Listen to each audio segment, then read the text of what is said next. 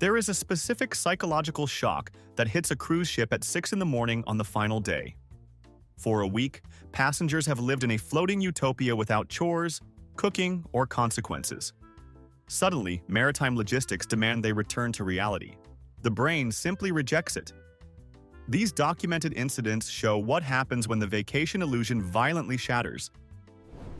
1. For many travelers, the cruise keycard operates like magic plastic, creating an environment where financial consequences feel entirely imaginary. But on the final morning, a printed, itemized bill is slipped under the cabin door, instantly snapping people out of their vacation delusion.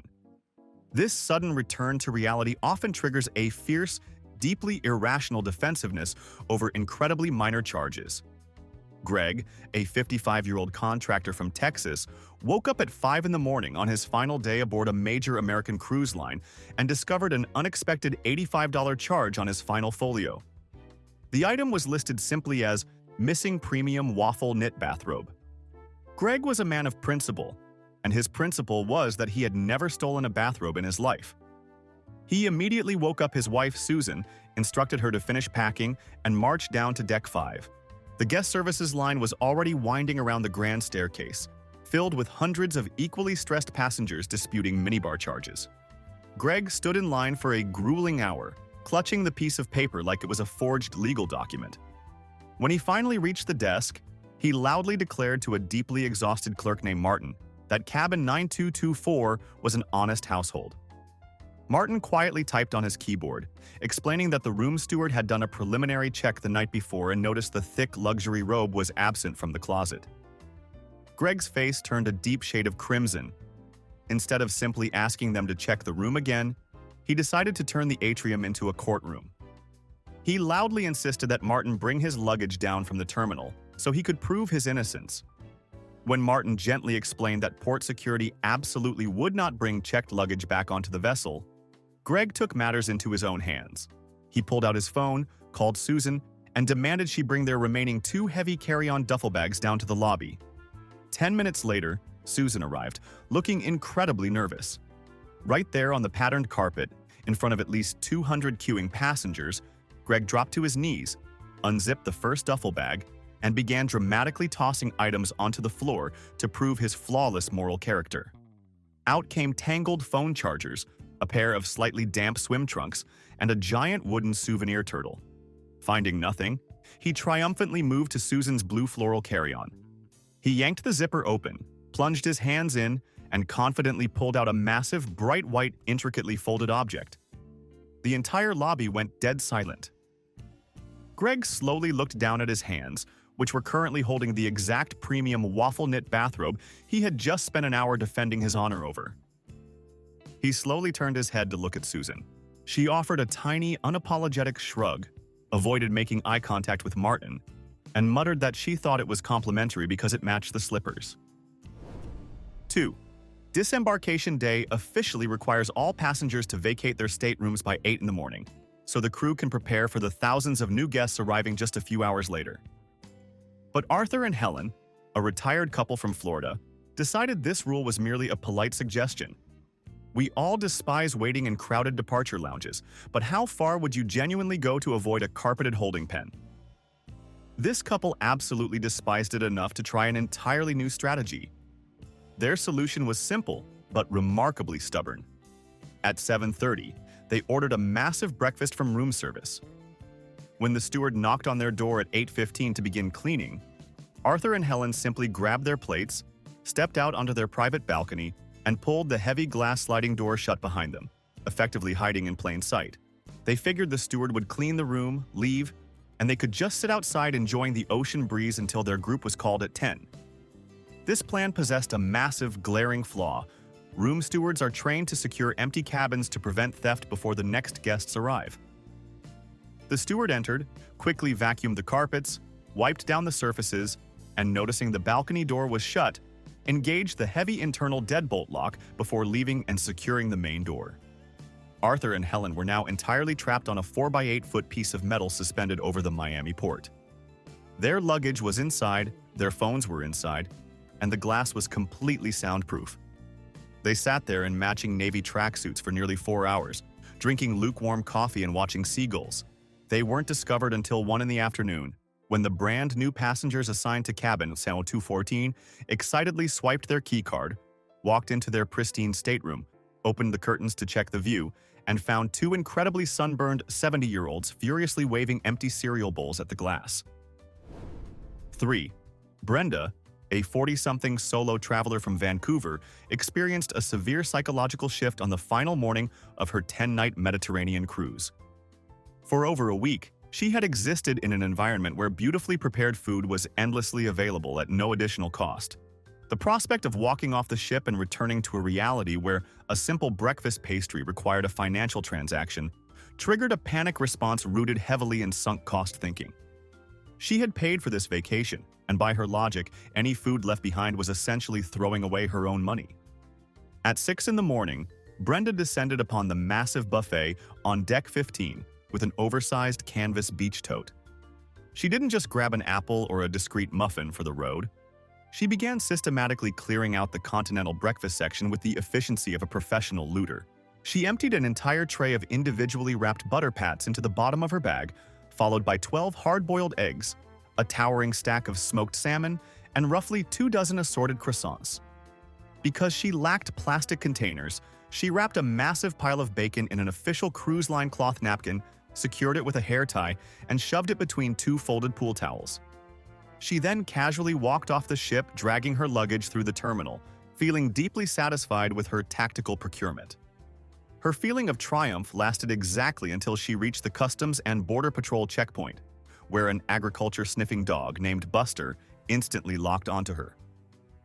Buster practically dragged his handler across the polished concrete floor, sitting firmly at Brenda's feet and staring a hole through her canvas beach tote.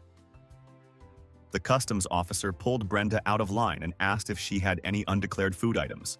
Brenda, sweating slightly, smiled and claimed she only had a small sealed snack. The officer directed her to a metal inspection table and slowly unpacked the bag in front of 50 other passengers. The officer first extracted the 12 eggs, placing them carefully on the steel surface. Next came the massive pile of butter pats. Finally, he unwrapped the cruise line napkin, revealing a greasy, perfectly preserved brick of cold bacon. The inspection took 45 minutes. She was fined $300 for attempting to import undeclared agricultural products, and the officer made her throw every single item into a biohazard bin while Buster watched her do it. 4. Ever notice how the sheer exhaustion of transition day turns otherwise rational adults into paranoid conspiracy theorists? Chloe and Mark, a couple in their mid-30s from Toronto, managed to turn Deck 8 of a luxury European vessel into a full-blown crime scene over a simple memory lapse. At 8 in the morning on Disembarkation Day, with their scheduled departure only 10 minutes away, Chloe unzipped her sleek leather purse to check their passports. She stopped, turned pale, and dumped the contents onto the small cabin sofa. Lip balm, boarding passes, sunglasses, but no passports. Mark immediately emptied his pockets. Nothing. The routine disruption of living out of a suitcase for 7 days had completely scrambled their ability to track their most important possessions. Instead of calmly retracing their steps, Mark instantly jumped to the most dramatic possible conclusion. He marched out into the hallway, cornered their bewildered room steward who was carrying a stack of fresh towels, and loudly demanded to know who had been inside cabin 8E112.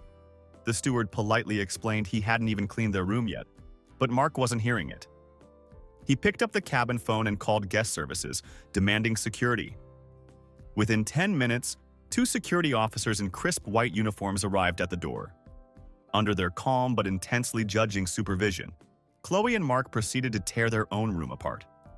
They pulled the heavy mattress entirely off the bed frame, exposing the wooden slats. They checked inside the mini fridge, under the ice bucket, and even shook out the complimentary bathrobes. Mark unscrewed the metal air conditioning vent in the ceiling with a butter knife he had saved from room service. They crawled on the carpet with the flashlights on their phones, looking under the nightstands. By 9:30, the ship was making final announcements, the hallway was completely empty of other passengers, and the couple was practically vibrating with stress. Then, Mark froze. He looked at Chloe, his eyes widening in sudden realization, and whispered that he remembered moving the passports the night before so they wouldn't forget them. He told the officers he had tucked them securely into the front zipper pocket of their large black hardshell suitcase. The suitcase they had placed in the hallway at midnight to be collected by the porters and taken to the terminal. The security officers exchanged a deeply tired look, radioed the terminal, and escorted the couple off the ship. They were sent into the cavernous customs warehouse, a space roughly the size of an airplane hangar, filled with over 4,000 identical bags organized by color codes. It took them an hour of walking up and down rows of luggage to locate the green tag section. Finally, Mark spotted it, the distinctive black polycarbonate shell with a red ribbon tied to the handle. He dragged it out of the sea of luggage, dropped it to the floor, popped the locks, unzipped the front compartment, and plunged his hand inside.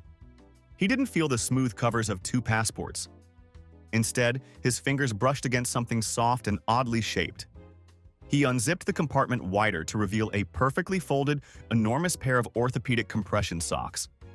Confused, he opened the main compartment of the suitcase right there on the concrete floor, exposing a neat stack of beige Sensible slacks, 3 bottles of generic heart medication, and a massive framed cross-stitch of a golden retriever. Chloe and Mark stared in absolute horror as they realized this was not their suitcase. The night before, exhausted from packing, Mark had walked out into the dimly lit hallway, seen a black hardshell suitcase with a red ribbon sitting 2 doors down outside cabin 8108, assumed it was theirs, and confidently shoved their documents into it. But here is where the disruption of vacation brain truly peaked. As they stood there holding a stranger's orthopedic socks, an elderly gentleman named Arthur slowly wheeled a completely different black suitcase toward them. Arthur politely explained that security had called him down because 2 young people were currently dismantling his luggage. Mark, desperate, explained the passport situation. Arthur happily opened his front pocket to return them, only to find it completely empty. Mark hadn't put the passports in Arthur's bag either. The sudden realization hit Mark so hard he actually had to sit down on the concrete floor. He hadn't gone into the hallway at all. He had put the passports in the cabin's electronic safe. But because he was sleep-deprived and operating on pure autopilot, he hadn't used his normal 4-digit PIN code. He had locked the safe using the cabin number of his childhood home, completely forgotten doing it, and hallucinated the entire hallway luggage scenario to justify why his pockets were empty. The couple had to be escorted all the way back onto the ship, swimming upstream against 3,000 newly boarding passengers, only to find the ship's maintenance engineer using a master key to drill out the safe in cabin 8112, revealing the 2 pristine passports sitting right next to Chloe's supposedly lost diamond earrings. 5. The denial of a vacation ending often manifests as a bizarre form of physical stubbornness, where passengers genuinely believe that if they refuse to move, maritime law cannot force them back to reality.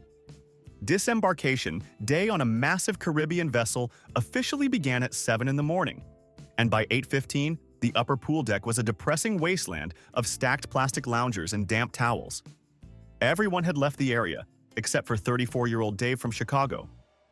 Dave had calculated that his return flight wasn't until 4 in the afternoon, meaning he had zero logical incentive to sit in an airport terminal for 6 hours.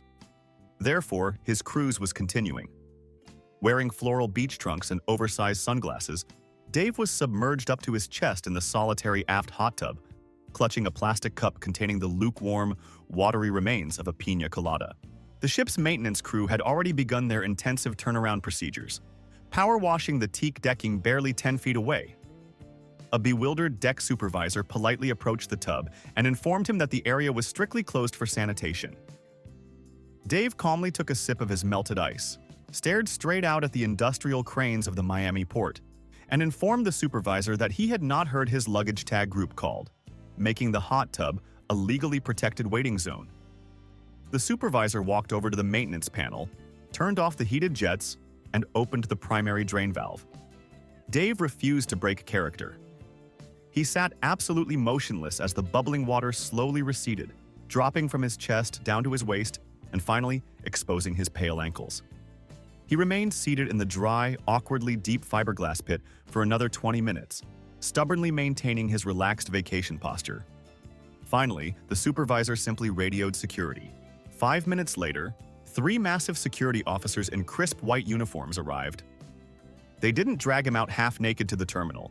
Instead, they formed a tight, intimidating perimeter around him, physically escorting Dave, who was dripping wet and leaving a trail of water, through the crowded interior of the ship, down the glass elevators, and straight to his cabin. The officers stood silently in the doorway, blocking the exit with their hands folded behind their backs, while Dave awkwardly dried off, put on his jeans, and shoved his remaining items into a plastic bag under their intense, unblinking supervision. Once he was fully dressed, they marched him all the way down the gangway and deposited him directly at the customs checkpoint, officially ensuring his vacation was over. 6. The final night of a cruise requires passengers to leave their checked luggage in the hallway by midnight so the crew can transport it to the terminal. It is a simple logistical request that consistently short-circuits the human brain. Have you ever been so thoroughly exhausted that you packed away your own common sense along with your souvenirs? The disruption of organizing a week's worth of scattered belongings often leads to a massive cognitive oversight, forgetting that you actually need clothes for the next morning. Bob and Susan, a couple in their late 50s, flawlessly executed their packing strategy at 11:30 at night. They zipped up their large suitcases, placed them neatly in the corridor, and went to sleep, feeling incredibly organized. At 7 in the morning, they woke up, showered, and realized they had packed literally every piece of clothing they owned, including their shoes. The only items left in the cabin were the garments they had slept in. Susan was wearing a bright pink fleece pajama set covered in cartoon sheep. Bob was wearing a faded, oversized t-shirt and a pair of plaid shorts. Panic immediately set in. Bob picked up the cabin phone and begged guest services to retrieve their luggage. The clerk calmly explained that their bags were already buried in a terminal warehouse under 4,000 other suitcases and could not be retrieved until they crossed the border. Bob desperately demanded to know if the ship's gift shop was open so he could buy a wildly overpriced polo shirt. But the clerk noted that maritime law strictly seals all retail shops while the ship is docked. They had zero options. And so, the couple was forced to execute the most humiliating walk of shame in maritime history. They left cabin 7114 and joined the massive, slow-moving disembarkation line winding through the grand atrium. They stood shoulder to shoulder with thousands of fully dressed judgmental passengers wearing sensible travel slacks and jackets. Bob tried to maintain his dignity, staring straight ahead and walking with an incredibly rigid posture, while his bare feet slapped loudly against the cold marble floors. They slowly shuffled down the gangway, through the drafty terminal, and eventually reached the passport control desk. The deeply serious federal customs officer looked at Susan's fleece sheep, slowly looked down at Bob's bare legs, stamped their passports, and slid them across the counter, dryly advising them to walk quickly because the parking garage was currently 50 degrees and heavily drafty. 7. Disruption of normal routines plays terrible tricks on the human biological clock, especially when you entirely remove natural sunlight and external responsibilities. Imagine waking up in a windowless room and realizing the vacation hasn't just ended, but the entire population of your floating city has been completely replaced while you slept. Marcus, a 22-year-old college student, was staying in a windowless interior cabin on Deck 4. These specific rooms are essentially sensory deprivation tanks. Without an alarm clock, it is genuinely impossible to tell if it is 3 in the afternoon or 4 in the morning. On the final night, Marcus packed his single duffel bag, set a phone alarm for 7, put on his heavy-duty noise-canceling headphones, and slipped a complimentary sleep mask over his eyes. At some point during the night, his phone quietly executed an automatic software update and restarted, completely erasing the alarm. While the entire ship woke up, frantically argued over minibar charges, dragged heavy luggage down the halls, and slowly shuffled off the vessel over the course of 4 chaotic hours, Marcus remained in a state of deep, undisturbed hibernation. He slept right through the incredibly loud public address announcements from the cruise director. He slept through the heavy, repeated knocking of the room steward, who eventually assumed the small cabin was already empty and bypassed it to clean the massive balcony suites first. Marcus finally woke up naturally, stretching and feeling incredibly refreshed. He pulled off his sleep mask, assuming it was simply an early sea day morning. He threw on a wrinkled graphic t-shirt and basketball shorts, grabbed his bag, and opened his door. The hallway was completely transformed. The carpets were freshly vacuumed. The air smelled intensely of industrial lemon cleaner. and there wasn't a single piece of luggage in sight. He walked down to the midship elevators, entirely alone, and pressed the button. The doors slid open, revealing an elegant couple in their 30s holding a bottle of champagne, wearing matching lanyards, and carrying small carry-on bags. They stared blankly at Marcus, who looked like a confused survivor of a shipwreck. He slowly realized he wasn't late for his own disembarkation. He was incredibly early for the next cruise. Without saying a single word, he stepped into the elevator, stared directly at his shoes, and rode down to deck 3, slipping quietly out the crew gangway before security realized he was essentially a stowaway from the past. 8. Psychologists are very familiar with the anonymity effect, the behavioral shift that occurs when people believe absolutely no one from their real life is watching. Step onto a luxury cruise ship where nobody knows your history, and you can temporarily become whoever you want to be. Patricia, a 55-year-old dental hygienist from Calgary whose daily life consisted mostly of scraping tartar, fully embraced this psychological loophole during a 14-night transatlantic crossing. Bored with her predictable reality, she introduced herself to her fellow passengers as Trish, a semi-retired art appraiser who split her time between a flat in Paris and a minimalist loft in New York. The persona was an instant hit. She struck up a fast, intense vacation friendship with 2 deeply elegant solo travelers. Charles, who casually mentioned he owned a boutique vineyard in Northern California, and Eleanor, who claimed to manage a high-end antique gallery in London. For 2 weeks, the trio lived an immaculate lie. They drank $20 martinis, loudly critiqued the ship's art auctions with devastating superiority, and spent hours complaining about the endless difficulties of running their respective elite businesses. Patricia even invented a fake personal assistant named Sven, frequently sighing about Sven's inability to manage her Parisian calendar. But Disembarkation Day is the brutal collision between the vacation persona and concrete reality. Patricia had meticulously planned to slip away early, telling her wealthy friends she had a private black car service picking her up at dawn. But maritime logistics have no respect for personal narrative. A massive delay in customs clearance meant the entire ship was held back by 3 grueling hours. When Patricia finally dragged her sensible, scuffed blue suitcase into the cavernous terminal warehouse at 11 in the morning, desperately scanning the sweaty crowd for the exit doors, she heard a cultured, terrifyingly familiar voice call out her fake name. Charles and Eleanor were standing right next to the customs line, having stuck together through the delay. Eleanor insisted they walk out to the vehicle pickup zone together, linking arms with a paralyzed Patricia. The illusion was about to shatter in spectacular fashion. Patricia didn't have an executive car waiting. She had her husband, Gary. As the trio walked through the sliding glass doors into the bright, chaotic passenger pickup zone, Patricia's eyes darted frantically, hoping to dive into a random taxi. But Gary spotted her immediately. He was leaning against their heavily dented 2008 Honda Odyssey, wearing a neon yellow fishing shirt and orthotic sandals. He honked the horn loudly, waved both arms, and yelled at the top of his lungs, "Patty cake! Over here! I brought the leftover meatloaf sandwiches!" Patricia froze. The blood drained from her face. She took a shaky breath, preparing for the crushing humiliation of admitting she was just a dental hygienist who didn't know anyone named Sven. But before she could speak, Charles suddenly stiffened next to her. A remarkably rusty dark green minivan with a missing hubcap violently pulled up directly behind Gary's Odyssey.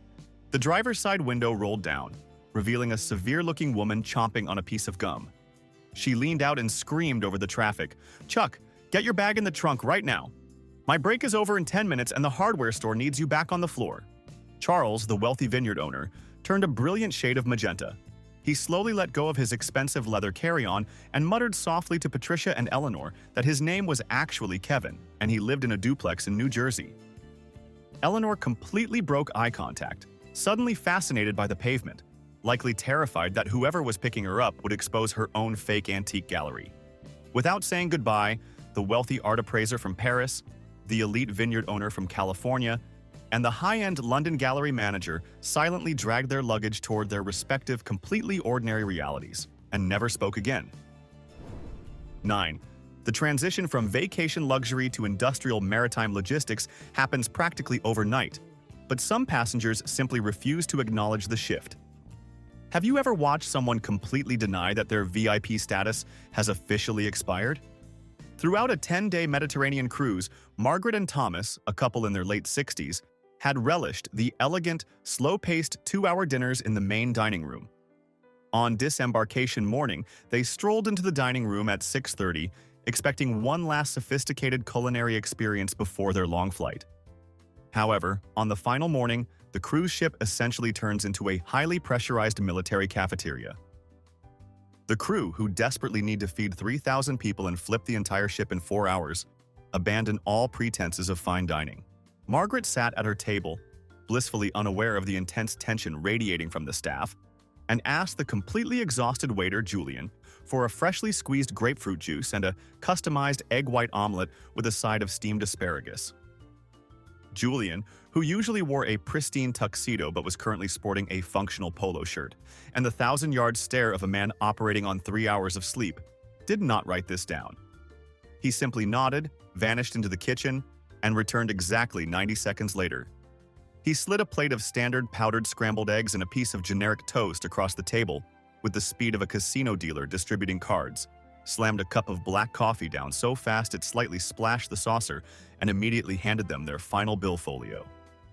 Margaret, deeply offended by the lack of asparagus, asked to speak to the maître d'. She crossed her arms and adamantly refused to touch her food, stating she would sit there until her proper meal arrived. But the crew did not have the time to negotiate. Instead of arguing, the dining room manager approached her table with a warm, flawlessly polite smile and a heavy metal clipboard. He did not apologize for the eggs. Instead, he smoothly informed Margaret that her specific dining section was now legally closed to prepare for a mandatory public health inspection. Before Margaret could protest, he firmly offered his arm, leaving her no choice but to stand up to maintain her dignity. Still smiling, the manager gently but continuously walked her toward the grand double doors.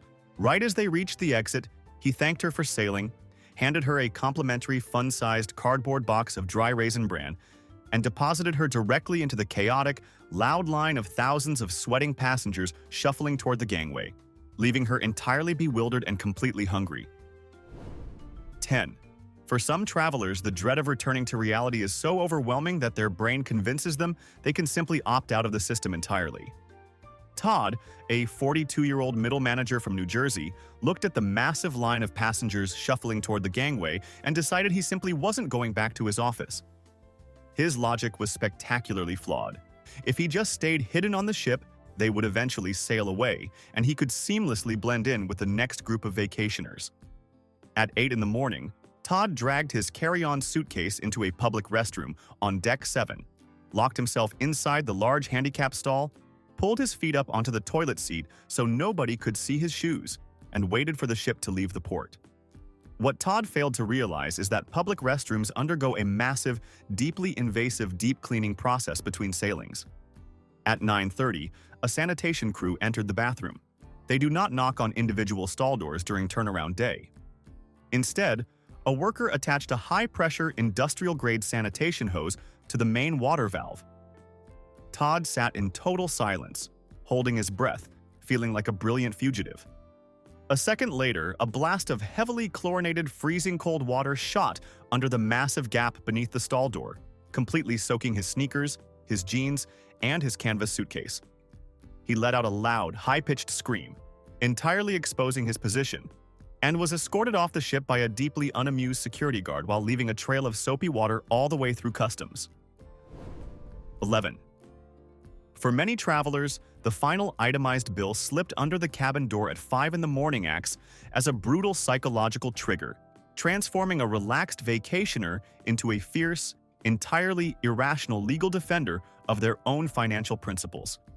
It's fascinating how a completely insignificant amount of money can suddenly become the absolute hill someone is willing to die on, isn't it? At 7 on disembarkation morning, Robert, a 60-year-old auto parts manager from Arizona, reviewed his final folio and discovered a completely unexpected $4.50 charge for a miniature Toblerone bar from the stateroom minibar. Robert was a man of profound principle, And his core principle on this specific Tuesday was that he absolutely did not eat expensive triangle-shaped European chocolate. Ignoring his wife's desperate pleas to just pay the $4 so they could catch their pre-booked airport shuttle, Robert firmly declared that he refused to be extorted by a hospitality corporation. He grabbed the piece of paper, marched down to Deck 5, and joined the massive, slow-moving guest services line, which was currently winding past the casino and into the piano bar. For an hour and 45 minutes, Robert stood shoulder to shoulder with hundreds of other stressed passengers, mentally rehearsing his defense like a lawyer preparing for a Supreme Court trial.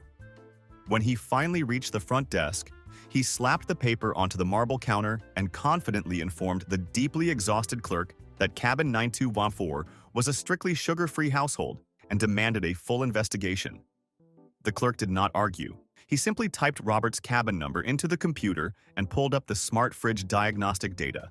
In a completely flat, deadpan voice, the clerk informed Robert that the digital weight sensor inside his specific minibar registered that the chocolate was physically lifted from the tray at exactly 11:45 at night on day 4, and never returned. Robert's face turned a brilliant shade of crimson, but his sunk-cost mindset refused to let him back down. He loudly doubled down, claiming that a sudden wave of ocean turbulence must have violently shaken the chocolate off the sensor. The clerk, who had 400 other angry people waiting in line, decided his time was worth more than $4. He simply clicked a button, deleted the charge, printed a new receipt with a zero balance, and handed it across the counter. Robert snatched the paper, feeling like an absolute tactical genius who had just defeated a major global conglomerate. He proudly walked away from the desk and dragged his suitcase out to the terminal, entirely victorious, only to immediately realize that because he had spent nearly 2 hours fiercely defending $4.50, his prepaid $50 airport shuttle bus had already left without him. Robert was ultimately forced to walk to the curb in the humid Florida heat and pay an $85 flat rate for a private taxi, clutching his perfectly corrected receipt the entire ride to the airport. 12. Disembarkation Day creates a bizarre psychological trap where the emotional value of an object becomes wildly inflated simply because it is about to be left behind forever. Richard, a 58-year-old high school principal from Michigan, was a man who prided himself on his flawless ability to solve complex logistical problems. He and his wife Diane had successfully navigated the massive disembarkation queue and were standing in the cavernous Miami cruise terminal at 9 in the morning, having just rolled their bags past the final border checkpoint. The vacation was officially over. Suddenly, Diane gasped and clutched her purse. She realized she had left a specific souvenir, a brightly painted $4 wooden parrot they had purchased at a small street market in Cozumel, sitting directly on the bathroom counter in cabin 8224. In normal, everyday life, a rational adult would simply mourn the loss of a $4 piece of wood and call a taxi. But in the heightened, exhausted reality of turnaround day, that cheap parrot suddenly represented the entirety of their vacation memories.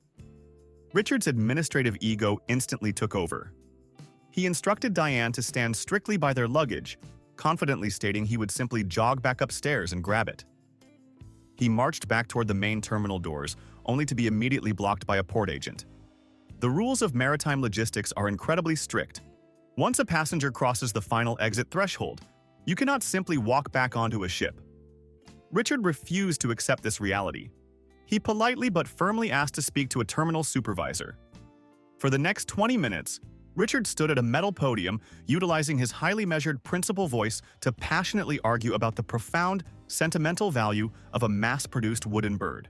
The supervisor, realizing that arguing with a stubborn Midwestern tourist would consume vastly more energy than simply indulging him, sighed heavily and assigned a coordinator named Kevin to officially escort Richard back onto the vessel.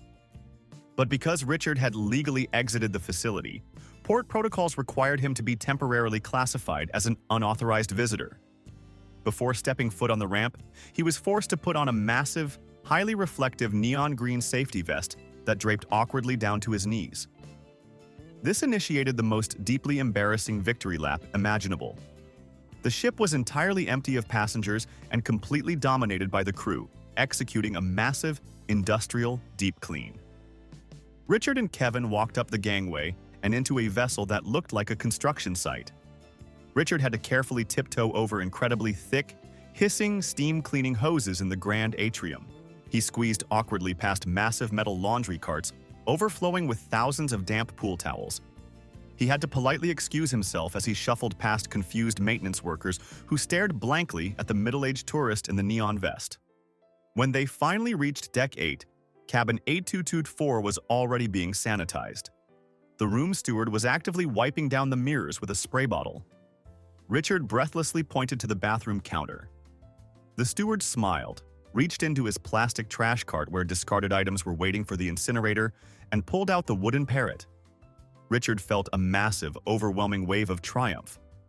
He refused to put the bird in his pocket, terrified he might chip the delicate painted feathers. Instead, he held the $4 parrot carefully in both hands like a fragile, sacred artifact. He completed the agonizing, obstacle-filled trek back over the steam hoses, walked down the gangway, and finally stepped out into the blazing Florida sun, where Diane was waiting next to a running taxi. Sweating profusely, Richard triumphantly held out his hands and presented the wooden parrot to his wife. Diane stared at the bird for a long moment, furrowed her brow, and tilted her head. She softly explained that this was the green parrot they had bought as a cheap obligatory gift for his sister, Brenda. Diane then cheerfully patted her leather handbag, noting that she had safely packed her own lucky blue parrot the night before.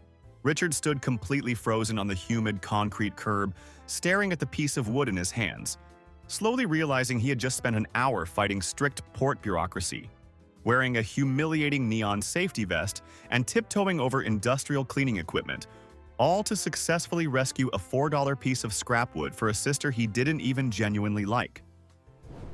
What we learn here is that the dread of returning to normal life makes people terrifyingly irrational.